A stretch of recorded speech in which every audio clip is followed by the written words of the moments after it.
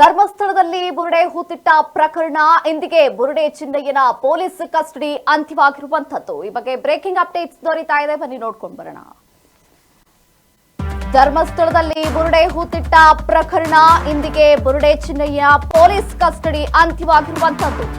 ಇಂದು ಆರೋಪಿ ಚಿನ್ನಯ್ಯನ ಜೈಲು ಸೇರುವ ಸಾಧ್ಯತೆ. 15 ದಿನಗಳ ಕಾಲ ಎಸ್ಐಟಿ ಕಸ್ಟಡಿಯಲ್ಲಿ ಚಿನ್ನಯ್ಯ ಇದ್ದ. ಎಸ್ಐಟಿ ಕಸ್ಟಡಿ ಇಂದಿಗೆ ಅಂತ್ಯವಾಗಿರುವಂತದ್ದು. ಧರ್ಮಸ್ಥಳದಲ್ಲಿ ಬುರುಡೆ ಹೂತಿಟ್ಟ ಪ್ರಕರಣಕ್ಕೆ ಸಂಬಂಧಿಸಿದಂತೆ ಇಂದಿಗೆ ಬುರುಡೆ ಚಿನ್ನಯ್ಯನ ಪೊಲೀಸ್ ಕಸ್ಟಡಿ ಅಂತ್ಯವಾಗಿರುವಂತದ್ದು. ಇಂದು ಆರೋಪಿ ಚಿನ್ನಯ್ಯ ಜೈಲು ಸೇರುವ ಸಾಧ್ಯತೆ ಹೆಚ್ಚಿನ ರೀತಿಯಲ್ಲಿ ಕಂಡು ಬರ್ತಾ ಇದೆ. 15 ದಿನಗಳ ಕಾಲ ಚಿನ್ನಯ್ಯನನ್ನ ಎಸ್ಐಟಿ ಕಸ್ಟಡಿಯಲ್ಲಿ ಇರಿಸಲಾಗಿತ್ತು. ಇಂದು 15 ದಿನಗಳ ಕಾಲದ ಎಸ್ಐಟಿ ಕಸ್ಟಡಿ ಅಂತ್ಯ ಆಗಿದೆ. ಚಿನ್ನಯ್ಯನ ಎಸ್ಐಟಿ ಕಸ್ಟಡಿ ಅಂತ್ಯ. ಧರ್ಮಸ್ಥಳದಲ್ಲಿ ಬುರುಡೆ ಹೂತಿಟ್ಟ ಪ್ರಕರಣಕ್ಕೆ ಇಂದಿಗೆ ಬುರುಡೆ ಚಿನ್ನಯ್ಯನ ಪೊಲೀಸ್ ಕಸ್ಟಡಿ ಅಂತ್ಯವಾಗಿರುವಂತದ್ದು. ಇಂದು ಆರೋಪಿ ಚಿನ್ನಯ್ಯನ ಜೈಲು ಸೇರುವಂತಹ ಸಾಧ್ಯತೆ ಕಂಡು ಬರ್ತಾ ಇದೆ. ಇದನ್ನ 15 ದಿನಗಳ ಕಾಲ ಎಸ್ಐಟಿ ಕಸ್ಟಡಿಯಲ್ಲಿ ಇರಿಸಲಾಗಿತ್ತು. ಧರ್ಮಸ್ಥಳದ ಪವಿತ್ರ ಕ್ಷೇತ್ರದಲ್ಲಿ ನಡೆದಂತಹ ಬುರುಡೆ ಹೂತಿಟ್ಟ ಪ್ರಕರಣವು ರಾಜ್ಯವನ್ನೇ ಕಂಗೊಳಿಸಿ ಬೆಚ್ಚಿ ಬೀಳಿಸಿದಂತಹ ಪ್ರಕರಣ ಆಗಿತ್ತು. ಈ ಪ್ರಕರಣದಲ್ಲಿ ಪ್ರಮುಖ ಆರೋಪಿ ಅಂತ ಅಂದ್ರೆ ಅವನು ಚೆನ್ನಯ್ಯ. ಎಸ್ಐಟಿ ವಶಕ್ಕೆ ಈತನನ್ನ ಕೊಡಲಾಗಿತ್ತು. 15 ದಿನಗಳ ಕಾಲ ಇವನು ಎಸ್ಐಟಿ ವಶದಲ್ಲಿದ್ದ. ತನಿಖೆಯನ್ನ ನಡೆಸಲಾಗಿತ್ತು. ನಿರಂತರವಾಗಿ ಈತನನ್ನ 15 ದಿನಗಳ ಕಾಲ ವಿಚಾರಣೆಗೆ ಒಳಪಡಿಸಲಾಗಿತ್ತು. ಇಂದಿಗೆ ಚಿನ್ನಯ್ಯನ ಪೊಲೀಸ್ ಕಸ್ಟಡಿ ಮುಕ್ತಾಯಗೊಂಡಿದೆ. ಮುಂದಿನ ಹಂತದಲ್ಲಿ ಅವನನ್ನ ಜೈಲಿಗೆ ಕಳಿಸುವ ಸಾಧ್ಯತೆ ಇದೆ ಎಂಬ ಮಾತು ಕೇಳಿ ಬರ್ತಾ ಇದೆ. 15 ದಿನಗಳ ಕಾಲ ಆತನನ್ನ ಎಸ್ಐಟಿ ಅಧಿಕಾರಿಗಳು ಚಿನ್ನಯ್ಯನ ಪ್ರತಿಯೊಂದು ಹೇಳಿಕೆಯನ್ನ, ಅವರ ಸಂಪರ್ಕ ವಲಯವನ್ನ, ಬುರುಡೆ ಗ್ಯಾಂಗ್ ಜೊತೆಗಿನ ಸಂಬಂಧ ಸೂಕ್ಷ್ಮವಾಗಿ ಇವೆಲ್ಲವನ್ನ ಪರಿಶೀಲನೆ ಮಾಡಿದೆ ಎಸ್ಐಟಿ. ಹೀಗಾಗಿ ಈ ಎಲ್ಲ ಪಾಯಿಂಟ್ಗಳನ್ನ ಇಟ್ಟುಕೊಂಡು ಇಂದು ಚಿನ್ನಯ್ಯ ಏನಾದ್ರೂ ಜೈಲ್ ಪಾಲಾಗ್ತಾನ, ಧರ್ಮಸ್ಥಳ ಗೌರವ ಹಾಳಾಗುವಂತೆ ಇವರೆಲ್ಲ ಸೇರಿ ಮಾಡಿದ್ರು. ಬುರುಡೆ ಗ್ಯಾಂಗ್ಗೆ ಎಸ್ಐಟಿ ಅಧಿಕಾರಿಗಳಿಂದ ಗ್ರಿಲ್. ಎಸ್ಐಟಿ ಮುಂದೆ ಬುರುಡೆ ರಹಸ್ಯ ಬಿಚ್ಚಿಟ್ಟ ಜಯಂತ್. ಬುರುಡೆ ತಂದು ಕೊಟ್ಟಿದ್ದು ಗಿರೀಶ್ ಮಟ್ಟಣ್ಣವರ್ ಕೊಟ್ಟ ಬುರುಡೆಯನ್ನೇ ನಾವು ಕೊಟ್ಟಿದ್ದು ಎಂದ ಎಸ್ಐಟಿ ತನಿಖೆ ವೇಳೆ ಬಾಯಿ ಬಿಟ್ಟು ದೂರುದಾರ. ಬೆಳ್ತಂಗಡಿ ಎಸ್ಐಟಿ ಕಚೇರಿಯಲ್ಲಿ ಮುಂದುವರೆದ ವಿಚಾರಣೆ. ಬುರುಡೆ ಗ್ಯಾಂಗ್ಗೆ ಎಸ್ಐಟಿ ಅಧಿಕಾರಿಗಳ ಗ್ರಿಲ್. ಎಸ್ಐಟಿ ಮುಂದೆ ಬುರುಡೆ ರಹಸ್ಯ ಬಿಚ್ಚಿಟ್ಟ ಜಯಂತ್.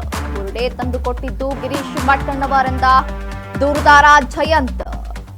ಮಟ್ಟಣ್ಣವರ ಕೊಟ್ಟ ಬುರುಡೆಯನ್ನೇ ನಾವು ಕೊಟ್ಟಿದ್ದು ಅಂತ ಈಗ ರಹಸ್ಯವನ್ನ ಬಾಯಿ ಬಿಟ್ಟಿದ್ದಾನೆ. ಎಸ್ಐಟಿ ತನಿಖೆ ವೇಳೆ ಬಾಯಿ ಬಿಟ್ಟ ದೂರುದಾರ ಟಿ ಜಯಂತ್. ಬೆಳ್ತಂಗಡಿ ಎಸ್ಐಟಿ ಕಚೇರಿಯಲ್ಲಿ ಈ ಒಂದು ವಿಚಾರಣೆ ಈಗ ಮುಂದುವರೆದಿರುವಂತದ್ದು. ಬುರುಡೆ ಗ್ಯಾಂಗ್ಗೆ ಎಸ್ಐಟಿ ಅಧಿಕಾರಿಗಳಿಂದ ಗ್ರಿಲ್. ಎಸ್ಐಟಿ ಮುಂದೆ ಬುರುಡೆ ರಹಸ್ಯ ಬಿಚ್ಚಿಟ್ಟ ಜಯಂತ್. ಬುರುಡೆ ತಂದುಕೊಟ್ಟಿದ್ದು ಗಿರೀಶ್ ಮಟ್ಟಣ್ಣವರಿಂದ ದೂರುದಾರ ಜಯಂತ್. ಮಟ್ಟಣ್ಣವರು ಕೊಟ್ಟ ಬುರುಡೆಯನ್ನೇ ನಾವು ಕೊಟ್ಟಿದ್ದು ಅಂತ ಈಗ ಹೇಳಿಕೆಯನ್ನ ನೀಡಿದ್ದಾನೆ. ಬೆಳ್ತಂಗಡಿ ಎಸ್ಐಟಿ ಕಚೇರಿಯಲ್ಲಿ ಈತನ ವಿಚಾರಣೆ ಈಗ ಮುಂದುವರೆದಿರುವಂತದ್ದು.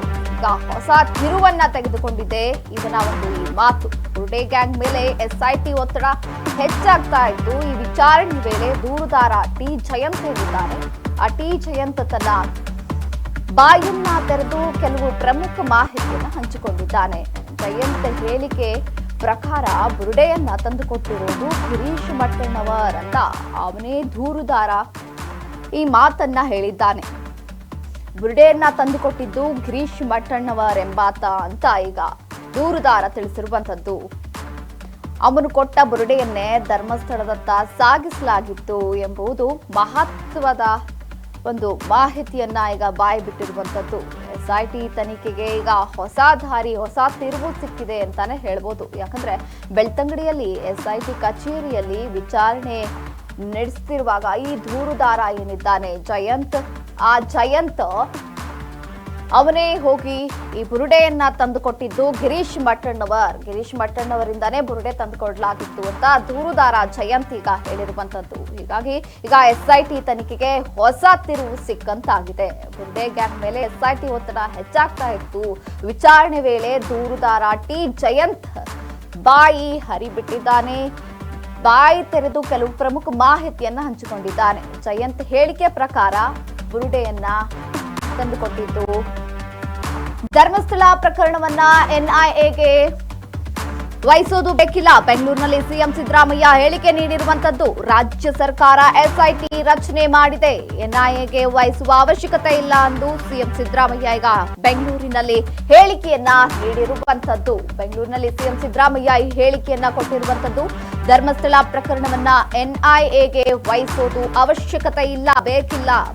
ಬೆಂಗಳೂರಿನಲ್ಲಿ ಸಿಎಂ ಸಿದ್ದರಾಮಯ್ಯ ಅವರು ಈ ಹೇಳಿಕೆಯನ್ನ ನೀಡಿರುವಂತದ್ದು. ರಾಜ್ಯ ಸರ್ಕಾರ ಎಸ್ಐಟಿ ರಚನೆ ಮಾಡಿದೆ, ಎನ್ಐಎಗೆ ವಹಿಸೋದು ಯಾವುದೇ ರೀತಿಯ ಅವಶ್ಯಕತೆ ಇಲ್ಲ. ಬೆಂಗಳೂರಿನಲ್ಲಿ ಸಿಎಂ ಸಿದ್ದರಾಮಯ್ಯ ಅವರು ಈ ಒಂದು ಹೇಳಿಕೆಯನ್ನ ಹಂಚಿಕೊಂಡಿರುವಂತದ್ದು. ಧರ್ಮಸ್ಥಳ ಪ್ರಕರಣವನ್ನ ಎನ್ಐಎಗೆ ವಹಿಸೋದು ಬೇಕಿಲ್ಲ. ಧರ್ಮಸ್ಥಳ ಪ್ರಕರಣವನ್ನ ರಾಷ್ಟ್ರೀಯ ತನಿಖಾ ಸಂಸ್ಥೆ ಏನು ಎನ್ಐಎಗೆ ಅದಕ್ಕೇನು ವಹಿಸೋ ಅವಶ್ಯಕತೆ ಏನಿಲ್ಲ. ಚರ್ಚೆಗಳು ನಡೀತಾ ಇದ್ವು ಈ ಬಗ್ಗೆ. ಹಾಗಾಗಿ ಸಿಎಂ ಸಿದ್ದರಾಮಯ್ಯ ಅವರು ಬೆಂಗಳೂರಿನಲ್ಲಿ ಈ ಬಗ್ಗೆ ಸ್ಪಷ್ಟನೆಯನ್ನ ಕೊಟ್ಟಿದ್ದಾರೆ. ಆದರೆ ಬೆಂಗಳೂರಿನಲ್ಲಿ ಸಿಎಂ ಸಿದ್ದರಾಮಯ್ಯ ಅವರು ಈ ಸ್ಪಷ್ಟನೆಯನ್ನ ನೀಡಿದ್ದಾರೆ. ಅದೇನಂದ್ರೆ ರಾಜ್ಯ ಸರ್ಕಾರವೇ ಈ ಪ್ರಕರಣವನ್ನ ಗಂಭೀರವಾಗಿ ನೋಡ್ತಾ ಇದೆ. ಈಗಾಗಲೇ ವಿಶೇಷ ತನಿಖಾ ದಳವನ್ನ ಆಯೋಜನೆ ಮಾಡಲಾಗಿದೆ, ಅಂದ್ರೆ ಎಸ್ಐಟಿ ರಚನೆ ಮಾಡಲಾಗಿದೆ. ಹೀಗಾಗಿ ಎನ್ಐಎ ಅವಶ್ಯಕತೆ ಇಲ್ಲ ಅಂತ ಅವರು ಮಾತನಾಡಿದ್ದಾರೆ. ಹಾಗಿದ್ರೆ ಅವ್ರು ಏನ್ ಮಾತನಾಡಿದ್ದಾರೆ ಬನ್ನಿ ಕೇಳ್ಕೊಂಡು ಬರೋಣ. ಸೋನಿಯಾ ಗಾಂಧಿ ಅವರಿಗೆ ಪತ್ರ ಬರೆದಿದ್ದಾರೆ ಸರ್, ಧರ್ಮಸ್ಥಳ ಪ್ರಕರಣದ ವಿಚಾರ. ಸ್ವಾಮೀಜಿಗಳೆಲ್ಲವೂ ಸರ್ ಎನ್ನೇ ತನಿಖೆ ಮಾಡಿ ಅಂತ ಧರ್ಮಸ್ಥಳ ಪ್ರಕರಣ ಎನ್ನೇ ತನಿಖೆ ಮಾಡಬೇಕು ಅಂತ ಅಮಿತ್ ಶಾಗ್ ಹೋಗಿ ದೂರು ಕೊಟ್ಟಿದ್ದಾರೆ ಸ್ವಾಮೀಜಿಗಳೆಲ್ಲರೂ. SIT ಮಾಡಿದೀವಿ, ಅವರು ಪೊಲೀಸ್ನವ್ರೇ ಅಲ್ವಾ? NI ನಲ್ಲಿ ಇರೋರು ಯಾರು? ಅವರು ಪೊಲೀಸ್. ಸರ್ ಸೋನಿಯಾ ಗಾಂಧಿ ಅವರಿಗೆ ಪತ್ರ ಬರೆದಿದ್ದಾರೆ ಸರ್, ಧರ್ಮಸ್ಥಳ ಪ್ರಕರಣದ ವಿಚಾರ. ಸ್ವಾಮೀಜಿಗಳೆಲ್ಲವೂ ಸರ್ ಎನ್ನೇ ತನಿಖೆ ಮಾಡಿ ಅಂತ ಧರ್ಮಸ್ಥಳ ಪ್ರಕರಣ ಎನ್ನೇ ತನಿಖೆ ಮಾಡಬೇಕು ಅಂತ ಅಮಿತ್ ಶಾಗ್ ಹೋಗಿ ದೂರು ಕೊಟ್ಟಿದ್ದಾರೆ ಸ್ವಾಮೀಜಿಗಳೆಲ್ಲರೂ. SIT ಮಾಡಿದೀವಿ, ಅವರು ಪೊಲೀಸ್ನವ್ರೇ ಅಲ್ವಾ? NI ನಲ್ಲಿ ಇರೋರು ಯಾರು? ಅವರು ಪೊಲೀಸ್. ಸರ್ ಸೋನಿಯಾ ಗಾಂಧಿ ಅವರಿಗೆ ಪತ್ರ ಬರೆದಿದ್ದಾರೆ ಸರ್, ಧರ್ಮಸ್ಥಳ ಪ್ರಕರಣದ ವಿಚಾರ. ಸ್ವಾಮೀಜಿಗಳೆಲ್ಲವೂ ಸರ್ ಎನ್ನೇ ತನಿಖೆ ಮಾಡಿ ಅಂತ ಧರ್ಮಸ್ಥಳ ಪ್ರಕರಣ ಎನ್ನೇ ತನಿಖೆ ಮಾಡಬೇಕು ಅಂತ ಅಮಿತ್ ಶಾಗ್ ಹೋಗಿ ದೂರು ಕೊಟ್ಟಿದ್ದಾರೆ ಸ್ವಾಮೀಜಿಗಳೆಲ್ಲರೂ. SIT ಮಾಡಿದೀವಿ, ಅವರು ಪೊಲೀಸ್ನವ್ರೇ ಅಲ್ವಾ? NI ನಲ್ಲಿ ಇರೋರು ಯಾರು? ಅವರು ಪೊಲೀಸ್. ಸರ್ ಸೋನಿಯಾ ಗಾಂಧಿ ಅವರಿಗೆ ಪತ್ರ ಬರೆದಿದ್ದಾರೆ ಸರ್, ಧರ್ಮಸ್ಥಳ ಪ್ರಕರಣದ ವಿಚಾರ. ಸ್ವಾಮೀಜಿಗಳೆಲ್ಲವೂ ಸರ್ ಎನ್ನೇ ತನಿಖೆ ಮಾಡಿ ಅಂತ ಧರ್ಮಸ್ಥಳ ಪ್ರಕರಣ ಎನ್ನೇ ತನಿಖೆ ಮಾಡಬೇಕು ಅಂತ. ಧರ್ಮಸ್ಥಳವನ್ನ ರಾಷ್ಟ್ರೀಯ ತನಿಖಾ ಸಂಸ್ಥೆ ಎನ್ಐಎ ಇದೆ, ಅದಕ್ಕೆ ವಹಿಸೋದೇನು ಅವಶ್ಯಕತೆ ಇಲ್ಲ. ಯಾಕಂದ್ರೆ ವಿಶೇಷ ತನಿಖಾ ದಳವನ್ನ ಇಲ್ಲೇ ಈಗ ಆಯೋಜನೆ ಮಾಡಲಾಗಿದೆ, ಎಸ್ಐಟಿ ರಚನೆ ಮಾಡಲಾಗಿದೆ. ಹೀಗಾಗಿ ಎನ್ಐಎ ಹಸ್ತಕ್ಷೇಪದ ಅವಶ್ಯಕತೆ ಏನಿಲ್ಲ. ರಾಜ್ಯದಲ್ಲಿರುವಂತಹ ತನಿಖಾ ಸಂಸ್ಥೆಗೆ ಬೇಕಾದಂತಹ ಅಧಿಕಾರವನ್ನು ನಾವು ಕೊಟ್ಟಿರುವಂತದ್ದು. ಈಗ ಸಂಪೂರ್ಣ ತನಿಖೆಗೆ ಎಸ್ಐಟಿಗೆ ಎಸ್ಐಟಿ ತನಿಖೆಯನ್ನ ನಡೆಸ್ತಾ ಇದೆ. ಹಾಗಾಗಿ ಎನ್ಐಎ ಅವಶ್ಯಕತೆ ಏನು ಇಲ್ಲ ಅಂತ ಈಗ ಸಿಎಂ ಸಿದ್ದರಾಮಯ್ಯ ಅವರೇ ಸ್ವತಃ ಈ ಬಗ್ಗೆ ಸ್ಪಷ್ಟನೆಯನ್ನ ನೀಡಿರುವಂತದ್ದು.